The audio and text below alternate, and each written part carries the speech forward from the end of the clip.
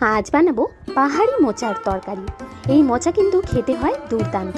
তো মোচাটাকে ভালো করে ছাড়িয়ে নিয়ে কেটে ধুয়ে নিয়েছি, আর আলুও ডুমো করে কেটে নিয়েছি, আর নিয়ে নিয়েছি একটু কাঁচা ছোলা। তো সবগুলো একসাথে প্রেসার কুকারে দিয়ে এতে নুন হলুদ দিয়ে একটা সিটি দিয়ে দিয়েছি।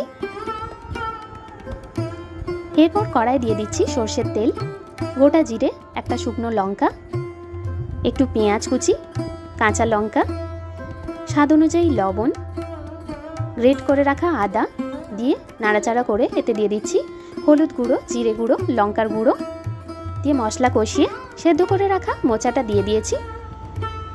এরপর ভালো করে এটা মিক্সড করতে হবে। তো এটা অলমোস্ট হয়ে গেছে।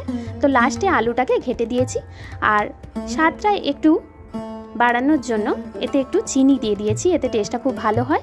আর সবশেষে দিয়ে দিয়েছি ঘি আর গরম মশলা। তো আমাদের মোচার তরকারি একদম রেডি।